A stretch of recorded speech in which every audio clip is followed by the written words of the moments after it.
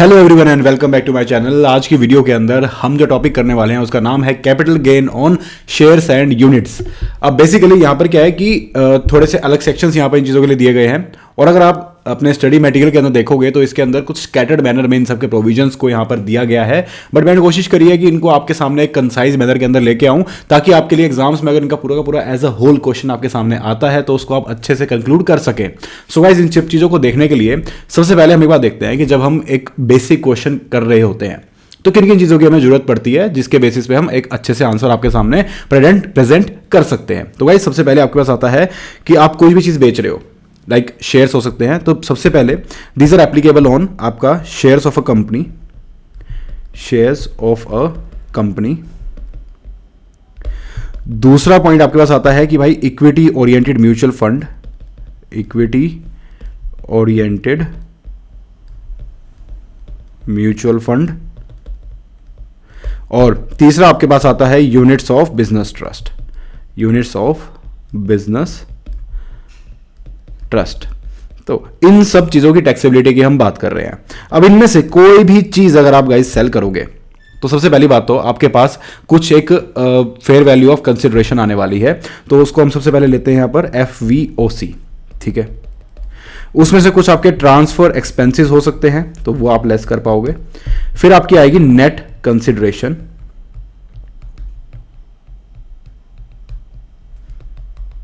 और माइनस कर सकते हो आप इसमें से कॉस्ट ऑफ एक्विजिशन। अब ये सब करने के बाद आपको मिल जाएगा यहां पर कैपिटल गेन, कि एक्चुअल में आपने कितना कमाया। देन वी विल डिसाइड कि ये शॉर्ट टर्म था या लॉन्ग टर्म था। इन सब चीजों को भी डिटरमाइन हम यहां पर साथ के साथ करने वाले हैं। तो ये जो सब चीजें आ गई, अब इस पूरे के पूरे यानी कि इन सब चीजों से रिलेटेड ये जो चीज़ें हैं जो हम आगे डिस्कस करने वाले हैं, इन सब चीज़ों के लिए क्या क्या आपके पास कंसिडरेशंस होने वाली हैं, उन सब चीज़ों के बारे में हम यहाँ पर डिस्कशंस यहाँ पर करने वाले हैं। तो गाइस, सबसे पहले फेयर वैल्यू ऑफ कंसिडरेशन, तो आपका जितने में आपने वो चीज़ बेची है वो आ जाएगी, सिंपल सी बात है। ट्रांसफर एक्सपेंसेस जो भी आपके उस टाइम पे होंगे गिवन, वो आपकी चीज़ होगी। ये दो चीजें ऐसी हैं जहां पर आपको अपना थोड़ा सा दिमाग दौड़ाना होगा, तो एक एक करके हम दोनों चीजों को यहां पर डिस्कस करने वाले हैं। सबसे पहले सबसे बेसिक चीज के बारे में बात करते हैं, जो कि है आपका कैपिटल गेन। अब यहां पर आपके पास दो सेक्शन यहां पर बनते हैं। Section number 112A for long term capital gain and section number 111A for short term capital gain, ठीक है। अब इनको डिटेल में हम डिस्कस करते हैं। यहां पर अमेंडमेंट भी है, तो इसको आप बिल्कुल ध्यान से सुने। तो सबसे पहली बात आती है आपके पास 112A के बारे में। अब यहां पर क्या है कि एक आपके लिए कट ऑफ डेट आ गई है यहां पर, जो कि है 23 जुलाई 2024, ठीक है। तो अगर मान लो इससे पहले का अगर आपने ट्रांसफर किया है कोई भी आपके शेयर्स, आपके इक्विटी ओरिएंटेड म्यूचुअल फंड्स या आपके यूनिट्स, तो उसका रेट था आपके पास 10% without the benefit of indexation. And thereafter also अगर आप इसको सेल करते हैं तो यहां पर आपका जो आ जाएगा वो आ जाएगा 12.5%, जो कि यहां पर इस बार अमेंडमेंट है, ओके। इस चीज का आपको ध्यान रखना है। इस कट ऑफ डेट को आपको फोकस रखना होगा एग्जाम्स के अंदर, यहां से पूछा जा सकता है। आपको डेट दे दी जाएगी, हो सकता है अगर उसमें आ जाए कि भाई 23 जून को कोई चीज़ सेल हुई है तो आपको 10% रेट लगाना है और 1 लाख रुपए की आपको एग्जम्पशन मिलेगी। बट वही चीज़ अगर आपकी यहाँ पर अगर 26 जुलाई वहाँ पर दे रखा होगा कि भाई डेट ऑफ ट्रांसफ़र है, तो वहाँ पर आपको 1,25,000 रुपए की तो एक बेसिक एग्जम्पशन मिलेगी, और उसके अबव जो अमाउंट होगी उस पर 12.5% आपको रेट लगाना होगा लॉन्ग टर्म कैपिटल गेन के केस के अंदर। अब इस चीज को अवेल करने के लिए देखो बेनिफिट तो है, क्योंकि अगर लॉन्ग टर्म कैपिटल गेन अगर मैं अदर 112 के अंदर लेता हूं तो मेरे को 20% देना पड़ेगा, तो यहां पे मुझे फायदा तो है। तो अगर मुझे इस चीज को अवेल करना है तो भाई उसको अवेल करने के लिए कंडीशन यहां पर एक ये दी गई है कि STT पेड होना चाहिए ट्रांसफर पे। तो जो आप ट्रांसफर, और आपने अगर शेयर्स की बात करूं तो एक्विजिशन पे भी, ठीक है। उसके अलावा जैसे कि अगर मैं शेयर्स की बात करूं तो जो आपका STT है वो एक्विजिशन पे और ट्रांसफर दोनों पे होना चाहिए। और इन सब चीजों की बात करूं तो भाई ट्रांसफर के टाइम पे आपका STT पेड होना चाहिए, एक्विजिशन पे नहीं भी होगा तो उसको हम इग्नोर कर देंगे, ये बेनिफिट आपको मिल जाएगा, ठीक है। एक और यहां पर एक्सेप्शन क्या दी गई है कि अगर मान लो जो शेयर्स ट्रांसफर किए गए हैं वो IFSC के थे, ओके, प्लस फॉरेन करेंसी में थे, तो उस केस के अंदर आपको ये 10% का और 12.5% का जो बेनिफिट है वो मिल जाएगा। और साथ में आपको ये बेनिफिट मिल जाएगा चाहे आपने एसटीटी वहां पर पे हुआ हो चाहे ना हुआ हो, इन सब चीजों को ध्यान में रखते हुए। साथ ही एसटीटी की ही अगर हम बात कर रहे हैं तो एक और यहां पर कंडीशन ये आ गई है कि देखो 1/10/2004 इस डेट से पहले एसटीटी नाम की कोई चीज एग्जिस्ट ही नहीं करती थी। ठीक है, तो भाई क्वेश्चन ही नहीं उठता कि अगर आपने शेयर्स उससे पहले के एक्वायर कर रखे हैं तो उस केस के अंदर एसटीटी वाला प्रोविजन यहां पर नहीं आएगा। उसके बाद अगर आप शेयर एक्वायर करते हैं तो भाई उस केस के अंदर अगर उन शेयर्स के ऊपर एसटीटी एप्लीकेबल नहीं था तो उस केस के अंदर आपको वहां पर एग्जम्पशन मिल जाएगी। तो यहां पर क्या क्या पॉइंट्स हो गए, तो सबसे पहले देखो हमने देखा कि लॉन्ग टर्म कैपिटल गेन आपको पे करना है। ठीक है, ये किस चीज के ऊपर होगा, आपका कवर्ड होगा 112A के अंदर। ठीक है, इसका रेट आपके पास आ गया 10% एंड 12.5%। एग्जम्पशन मिल जाएगी 1,25,000 रुपए की। कट ऑफ डेट को आपको याद में रखना है।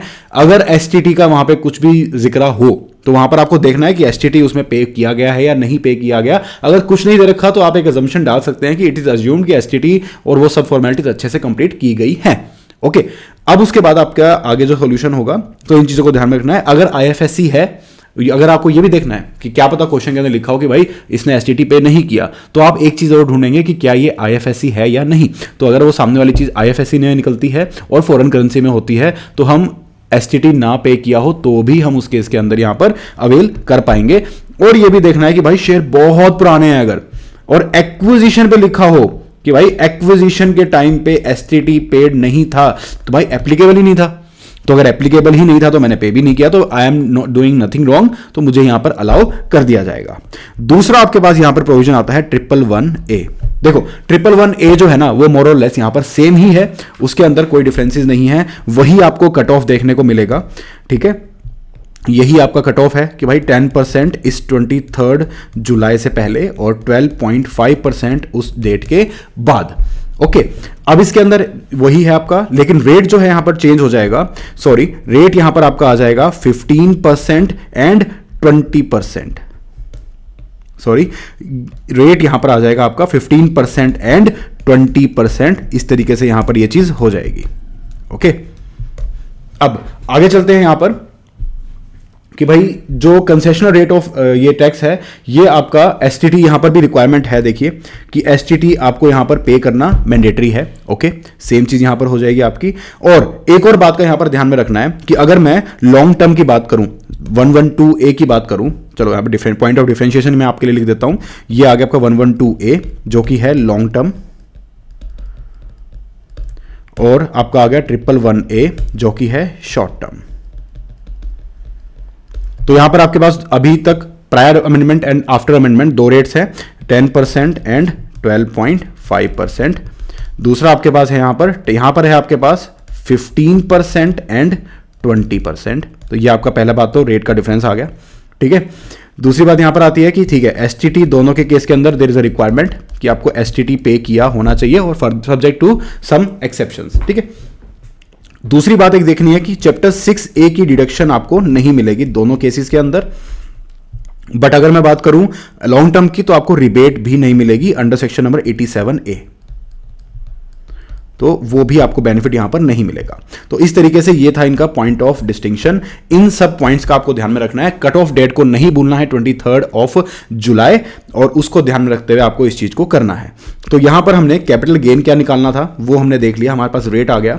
उसके बाद हमें देखना है एक जो मेजर चीज है कॉस्ट ऑफ एक्विजिशन, जो कि कवर्ड है आपके पास सेक्शन नंबर 55 के अंदर। ओके, अब सेक्शन नंबर 55 ये बहुत इंपॉर्टेंट है। एमसीक्यूज के अंदर भी इस टाइप के क्वेश्चंस बन के आ सकते हैं और आपको एक 4 मार्क्स का या 8 मार्क्स का भी बड़ा क्वेश्चन देखने को मिल सकता है। तो भाई किस तरीके से यहां पर चीजें देखनी है कि भाई अगर in case of equity shares, equity oriented mutual fund, equity shares, equity oriented mutual funds और आपके यूनिट्स ऑफ बिजनेस ट्रस्ट, इन सब चीजों के अंदर एक प्रोविजन ये आता है। देखो इंडेक्सेशन यहां पर हट चुका है। ठीक है, तो एक ग्रैंड फादरिंग प्रोविजन ये आता है कि अगर मान लो आपने 2018 से पहले इस चीज को एक्वायर किया हुआ था। ठीक है, कौन सी डेट? 1/4/2018। ओके, डेट ही लिख देते हैं पूरी की पूरी, 1 4/2018 से पहले अगर आपने इसको एक्वायर किया हुआ था तो उस केस के अंदर एक सेपरेट कैलकुलेशन यहां पर होने वाली है। हम उस पर्टिकुलर डेट की वैल्यू को एक वैल्यू बनाकर आगे चलने वाले हैं, ठीक है। तो वो किस तरीके से काम करेगी, तो भाई आपको यहां पर कंप्यूट करना है हायर ऑफ आपका कॉस्ट ऑफ एक्विजिशन, कितने का आपने एक्चुअल में खरीदा था, ठीक है। दूसरा पॉइंट आता है आपके पास जो कि निकलने वाला है lower of FMV as on 1/4/2018 या फिर आपका sale value of FVOC, sale value या फिर जिसको हम FVOC बोलते हैं कि आप एक्चुअल में कितने का सेल कर रहे हो, आपका सेलिंग प्राइस क्या है इसका, इस चीज का, ठीक है। तो सबसे पहले तो आपको पॉइंट ऑफ कंपैरिजन आपका ये आ जाएगा, इन दोनों को कंपेयर करना है, ओके।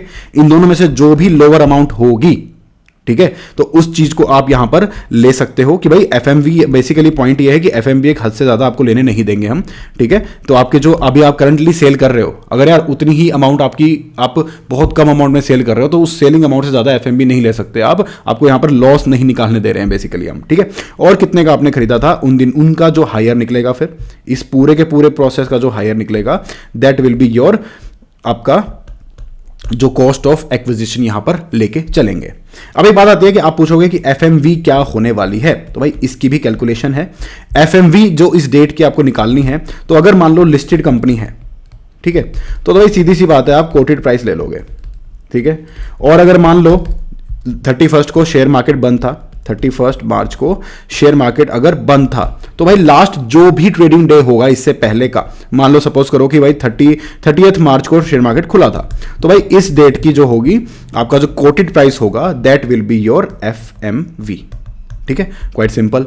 अब आगे हम बात करते हैं कि मान लो आपकी जो लिस्टेड कंपनी नहीं थी, फ्रीक्वेंटली ट्रेडेड कंपनी नहीं थी, तो उस केस के अंदर आप क्या लेके चलोगे। तो भाई अगर मैं आपसे बात करूं यहां पर आपके इन केस ऑफ यूनिट्स की, तो भाई यूनिट्स के केस के अंदर जो उसकी हम नेट एनुअल वैल्यू निकालते हैं कि भाई उसका कितने एसेट्स हैं, उस एसेट्स को कितने लोग शेयर करते हैं, तो जो निकलती है वो आपकी निकलती है नेट एनुअल वैल्यू। तो उस डेट पे, उस डेट से एक दिन पहले 31 आपका मार्च 2018 वाली डेट को जो आपका NAV होगा वो यहां पर ले लेंगे। ये तो हुआ यूनिट्स के बारे में, ठीक है। अब अगर मैं शेयर्स की बात करूं तो भाई यहां पर हम इस डेट तक का आपका इंडेक्सेशन लगा लेंगे। 17-18 का जो आपका इंडेक्स होगा, इंडेक्स का जो रेट होगा वो लेके डिवाइडेड बाय जो भी आपने एक्वायर किया है उस एसेट को, उस शेयर्स को, तो उस चीज को आप यहां पर इन्फ्लेशन इंडेक्स लेके यहां पर मल्टीप्लाई करके वो जो भी अमाउंट आएगी वो आपकी FMV हो जाएगी यहां पर। और इस चीज को यूज करते हुए आप इस फॉर्मूले के अंदर पुट करेंगे तो वो चीज को आप कंप्यूट कर पाएंगे कि सबसे पहले आपको देखना है FMV और जो सेल कंसिडरेशन है उसमें से लोअर जो भी अमाउंट आएगी। लेट सपोज FMV थी आपकी यहां पर 1 लाख रुपए और आपने बेचा इसको 2 लाख रुपए में, तो भाई लोअर अमाउंट आ गई सीधा 1 लाख रुपए, और ये कॉस्ट ऑफ एक्विजिशन थी यहां पर 3 लाख रुपए। तो भाई सीधी सी बात है आपका लोअर यहां पर लिया 1 लाख रुपए और 3 लाख को कंपेयर करेंगे, हायर इन दोनों का जो भी होगा उस चीज को हम आपका कॉस्ट ऑफ एक्विजिशन यहां पर बना देंगे। इस तरीके से यहां पर ये चीज हो जाएगी। ओके, सो गाइज ये था इस टॉपिक के अंदर। तो सबसे पहले हमने देख लिया कि भाई शेयर्स की जो टैक्सेबिलिटी होती है वो किस तरीके से होती है, किन किन चीज़ों के ऊपर 112A और 111A अप्लाई होता है, क्या क्या उसके लिए कंडीशंस हैं, और उसके बाद जो कॉस्ट ऑफ एक्विजिशन आपको निकालनी है उनमें आपको किन किन चीज़ों का यहाँ पर ध्यान में रखना है। तो भाई बहुत ही स्क्रिबल्ड से मैनर में आपको मैंने चीज़ समझाई है, क्योंकि बेसिकली मेरा जो यहाँ पर गोल था आपको समझाने का कि एग्जाम पॉइंट ऑफ व्यू से आपके माइंड में एक कॉन्सेप्ट घुसा दिया जाए ताकि इसके बेसिस पे आप क्वेश्चन सॉल्व करो और चीज़ को अच्छे से कंक्लूड कर सको अपने हिसाब से। सो गाइज आई होप आपको ये वीडियो अच्छी लगी है। अगर अच्छी लगी है तो लाइक करें, सब्सक्राइब करें, and thank you for watching.